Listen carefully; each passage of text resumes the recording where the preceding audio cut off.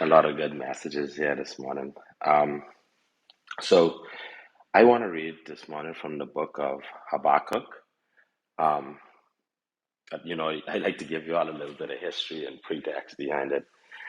So I started this book last night after finishing Jonah the other day, and I just continued along in the Old Testament. And this book of Habakkuk is very interesting. All of them are interesting, obviously, right? But Um, when you read about a little bit into the history and the genealogy behind it, it was fascinating, and it had me up late in the night finishing off this particular um, chapter after I learned who he was.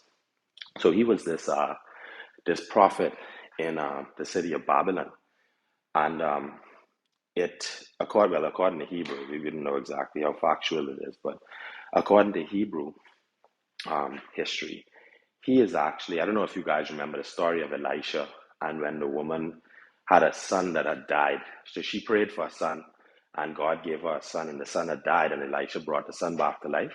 Well, Habakkuk was that child.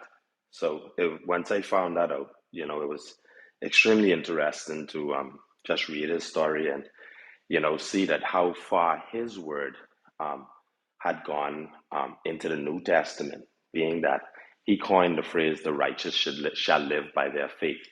And this was something that was repeated multiple times by the disciples. It was repeated by Jesus when Jesus had sort of commanded us to only obey two commandments, which is to love God and love each other. And um, it was extremely interesting. But anyway, let me get into the verse.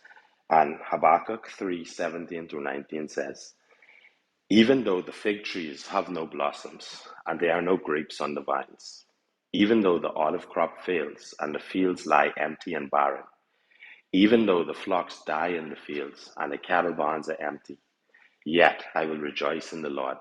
I will be joyful in the God of my salvation. The sovereign Lord is my strength. He makes me as sure-footed as a deer, able to tread upon the heights.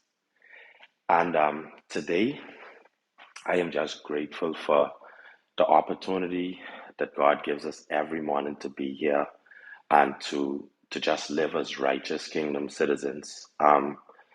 This particular verse stood out to me, and the reason why I bookmarked it in my Bible app and wanted to say it to you guys was because it well, really because the end part of it where it says, "The sovereign Lord is my strength. He makes me as sure-footed as a deer, able to tread upon the heights." And so, growing up in Cat Island, one of the things that if you know about like goats and those kind of animals, right, is that like you'll be coming on the boat along like a tough cliff or edge, right? And when you look up, you will see hundreds of goats just standing like on these little tiny rocks. I mean, their 4 foot would look like as though you have clasped your hand and just stood on a rock, And I always used to be fascinated by it, because I was like, what the hell are these goats doing out there? And, it it's almost as though they were so confident that they wouldn't fall, that they would climb these rocks. And that's what it means to be sure-footed, to be confident in knowing that God is going to provide. God is going to fulfill his promises.